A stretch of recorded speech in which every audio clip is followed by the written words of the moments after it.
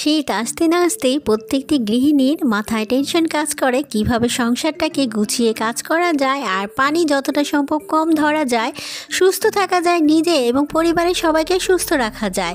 এতে যেমন সংসারের কাজগুলো গুছানো হয়ে যায়, তাতে আবার ডাক্তারের খরচটাও কমে যায়। আসসালামু আলাইকুম, আফরিন কুকিং লাইফস্টাইল থেকে বলছি। আজকে খুবই গুরুত্বপূর্ণ কিছু টিপস আপনাদের সাথে শেয়ার করব, যে টিপসগুলো ফলো করলে আপনারা এই শীতে ডাক্তার খরচ থেকে বেঁচে যেতে পারেন, নিজেকে এবং পরিবারকে সুস্থ রাখতে পারেন। প্রথমত আমাদের গৃহিণীদের কিন্তু এই কাজের জিনিসগুলোকে সংরক্ষণ করে রাখলে অনেকটা পানি ধরা থেকে বেঁচে যেতে পারেন। তো কিভাবে বেঁচে যাবেন সেটা জেনে নিন। আমরা যখন এটাতে কাজ করতে নেই তখন প্রথমে একবার ধুয়ে নেই, আবার কাজ শেষে ধুয়ে নিতে হয়। তো প্রথমবার যেন ধুতে না হয়, তাই একবার কাজ করার পর এরকম ব্যাগগুলো কিন্তু সবার ঘরেই থাকে। তো কাজ করার পরে এটাকে খুব ভালো করে ধুয়ে যদি এই ব্যাগের ভিতরে রেখে দিতে পারেন, তাহলে পরবর্তীতে যখন কাজ করবেন তখন কিন্তু সেটাকে আর ধুয়ে নিতে হবে না। আর এটাকে কি করলাম দেখুন, বাচ্চাদের যে মোজা আছে যেটা পরতে হয় না, সেটাকে ভালো করে ধুয়ে আমি এই কাজে লাগিয়ে দিচ্ছি। তো এইভাবে রেখে দিলে কিন্তু আপনারা পরে আর ধোয়ার কোনোই প্রয়োজন হবে না। ঠিক একইভাবে কিন্তু আমরা বেলন পিঁড়িতে রুটি বানানো হয়, তারপরে ধুয়ে রাখতে হয়। আবার কাজ করার সময় কিন্তু চপিং বোর্ডটা ধুতে হয়।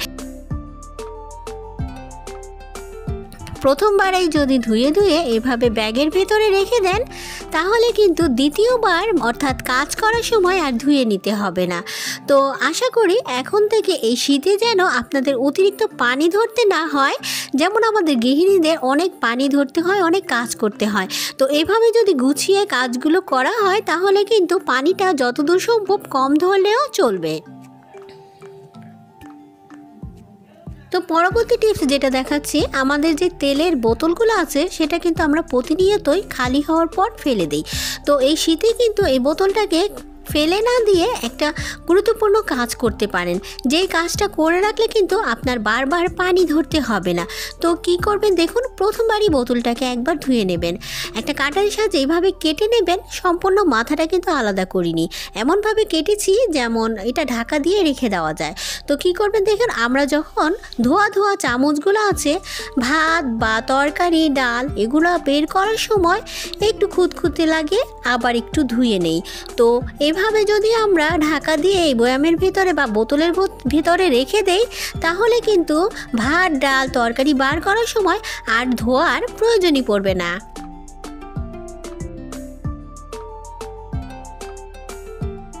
আশা করি এই টিপসটিও কাজে লেগেছে। আচ্ছা, আমরা কিন্তু প্রতিনিয়তই সসের বোতলগুলো ফেলে দেই। এই বোতলগুলো কিন্তু ফেলে না দিয়ে এটাকেও খুব কাজে লাগাতে পারি। দেখুন এই বোতলগুলোকে কি কাজে লাগাচ্ছি। প্রথমে ধুয়ে শুকিয়ে নেবেন। এখন একটা বোতলে আমি কি করছি দেখুন, আমরা যখন রুটি বা পরোটা বেলি, হাত দিয়ে কিন্তু একটু শুকনো গুঁড়ো ছিটিয়ে তারপরে বেলা শুরু করি। তো আমরা যদি এই গুঁড়ো ময়দাটাকে এটার ভিতরে ভরে রাখি, তাহলে কিন্তু আমাদের আর হাতের সাহায্যে এই গুঁড়ো ময়দাটা বেলার সময় দিতে হবে না। আমরা এটা দিয়ে ঝাঁকিয়ে কিন্তু লেচির উপরে শুকনো ময়দা ছিটিয়ে দিতে পারি। এতে কিন্তু খুব সহজেই আপনি এই শুকনো ময়দাটা নিতে পারবেন, আলাদা কোনো কৌটার দরকার হবে না। আরেকটা বোতলে কি করছি একটু দেখে নিন। আমরা যে রান্না বান্না করি সেই তেলটা বড় গ্যালন থেকে আমরা এটাতে ঢেলে নিচ্ছি। এটাতে ঢেলে নেওয়ার কারণে কি হচ্ছে, খুব অল্প করে কিন্তু তেল বার হচ্ছে। এতে কিন্তু আপনার অপচয়টাও কমে যাচ্ছে, আস্তে করে আপনার তেল কম খাওয়ার অভ্যাসটাও গড়ে উঠবে। সংসারে তেল অপচয় কম হবে, স্বাস্থ্য ভালো থাকবে। আশা করি এই টিপসটি ভালো লেগেছে।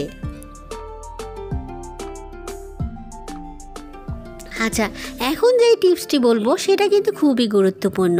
আমরা অনেকে আছি গৃহিণীরা খুব পরিপাট্যভাবে পরিবেশন করতে পছন্দ করি। তো আমি এটাই দেখাচ্ছি,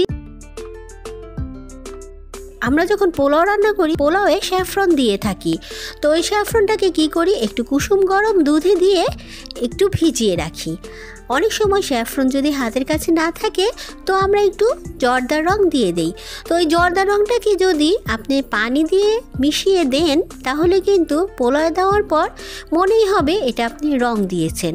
আচ্ছা, ওই রংটাকেই যদি আপনি সামান্য একটু দুধ দিয়ে মিশিয়ে নেন তাহলে কিন্তু আপনার পোলাওয়ের রংটা আমরা স্যাফরন দেওয়ার ফলে যেই কালারটা চলে আসছে ঠিক একই কালার চলে আসবে। আমি আপনাদের একটু দেখিয়ে দিচ্ছি, দাঁড়ান।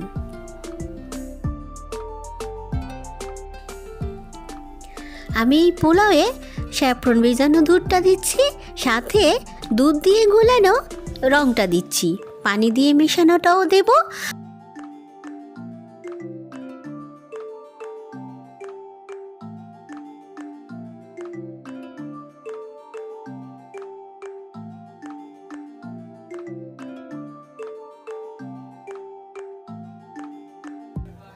তো এভাবে যদি আমরা একটু গুছিয়ে গুছিয়ে কাজ করি তাহলে কিন্তু পরিবেশনটা খুবই সুন্দর হবে।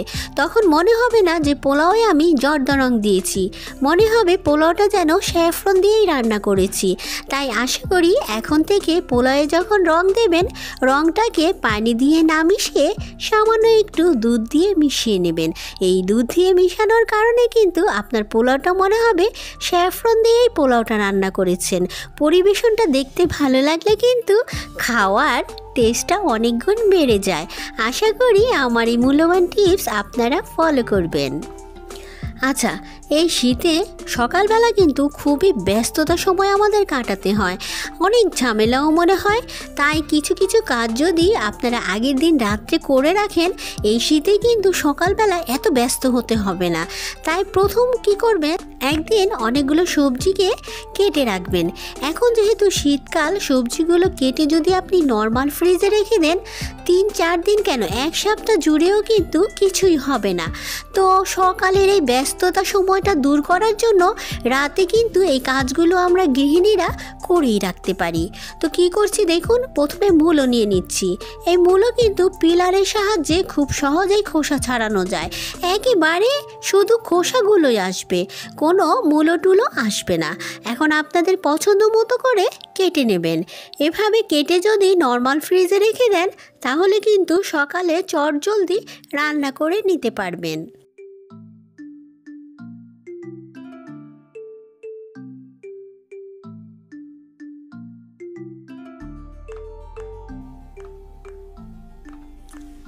একইভাবে আমি অনেকগুলো শিম কেটে নিচ্ছি। শিম দেখুন কিভাবে কেটে নিচ্ছি। একইভাবে আমি শিম পরিষ্কার করে নিচ্ছি। দুটো পাশ এভাবে করে একটু চিড়ে দেখে নেবেন পোকা আছে কি না। আর যদি এভাবে চিড়ে না দেখেন তাহলেও কিন্তু বোঝা যায়, একটু উঁচু করে দেখলেই বুঝে নেবেন এর ভেতরে পোকা নেই। চাইলে এভাবে দুভাগ করে রাখতে পারেন, আবার চাইলে এভাবে আস্তেও রেখে দিতে পারেন।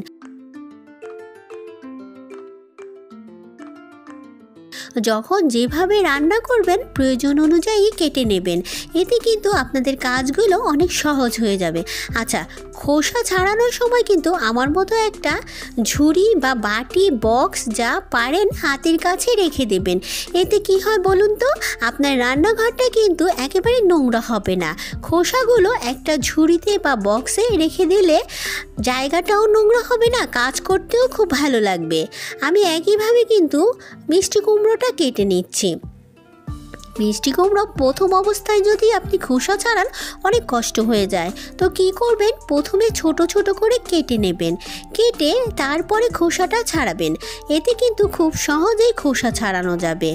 এখন এভাবে করে যদি মিষ্টি কুমড়োটাকে ছোট ছোট করে কেটে খোসা ছাড়িয়ে নর্মাল ফ্রিজে রেখে দিন তাহলে কিন্তু এই শীতে সপ্তাহখানিক আপনি সকালবেলা চটজলদি রান্না করে নিতে পারবেন।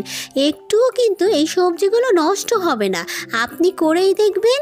আর এই যে আমার মতো কিন্তু ঝুড়ি রেখে দেবেন কাছে, খোসাগুলো ফেলার জন্য। এখন কথা বলতে বলতে আমি সবগুলো মিষ্টি কুমড়াকে কেটে নিয়েছি। তো একইভাবে আমি আরও কিছু সবজি কেটে নেব, যে সবজিগুলো কাটার ফলে আপনি তো রাতের কাজগুলো করলেন, সকালবেলা যে আপনি কত চটজলদি রান্না করবেন আর এই একই সবজি দিয়ে যে 3-4 দিন রান্না করতে পারবেন, সেই কাজগুলো আপনার অনেক এগিয়ে থাকবে। তাই আশা করি একই সাথে কিন্তু একটা রাতে যদি আপনি প্রায় 1 থেকে 1.5 ঘন্টা রান্নাঘরে দেন, তাহলে কিন্তু সপ্তাহখানিক জুড়ে আপনার এই শীতে সকালবেলা আর ব্যস্ত সময় পার করতে হবে না। আমি কথা বলতে বলতে কিন্তু পাতাকপিটাও কেটে নিচ্ছি। এই পাতাকপি কিন্তু আমরা অনেকভাবেই খেয়ে থাকি, ভাজি খেয়ে থাকি, আবার গরুর মাংসের সাথে দিয়ে থাকি। তো যে যেভাবেই খান না কেন এটা কিন্তু এভাবে কেটেই করতে হয়। তো আস্ত পাতাকপিটাকে আমি একসাথে কেটে নেব, কেটে একটা কন্টেনারে ভরে এটাকেও নর্মাল ফ্রিজে রেখে দেব। যদি আপনি অনেক দিন রেখে খেতে চান তাহলে কিন্তু ডিপ ফ্রিজে রেখে দিতে পারেন। আমি যেহেতু 3-4 দিন বা সপ্তাহখানিকের জন্য রাখবো, তাই নর্মাল ফ্রিজে রেখে কিন্তু একটু একটু করে রান্না করতে পারেন। আশা করি এভাবে যদি কাজগুলো গুছিয়ে করেন তাহলে পানিটা তেমন বারবার ধরতে হবে না, সময়টাও বেঁচে যাবে আর সুস্থ থাকতে পারবেন এই শীতে। ঠান্ডা সর্দি জ্বর লাগলে কিন্তু আমাদের ডাক্তারের কাছে যেতে হয়। তো যদি এভাবে বুঝে বুঝে কাজ করি তাহলে ঠান্ডা সর্দিটা কিন্তু আমাদের লাগবে না, আর আমাদের ডাক্তারবাবুর কাছেও যেতে হবে না, বেঁচে যাবে অনেক অনেক টাকা। সুস্থ থাকতে পারবো নিজে আর সুস্থ রাখতে পারবো পরিবারের সদস্যদের।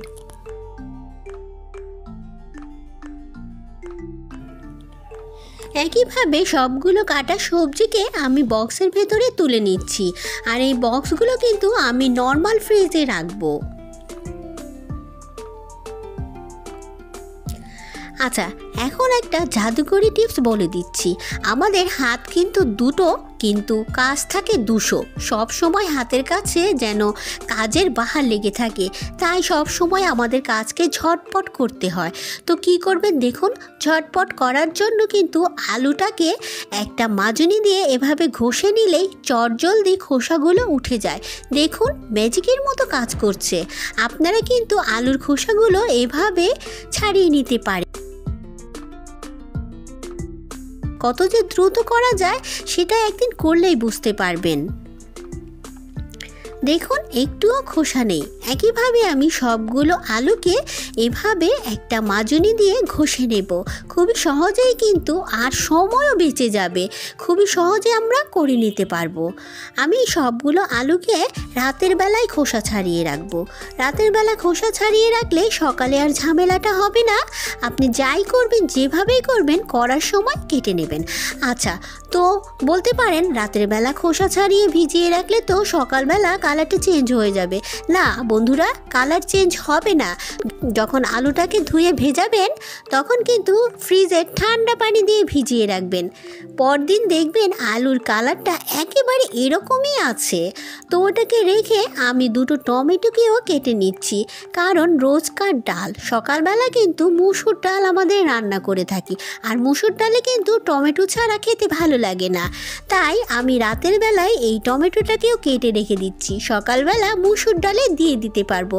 কোনো ঝামেলাই হবে না, শুধু ফ্রিজ থেকে বের করবেন আর ডালে ছেড়ে দেবেন।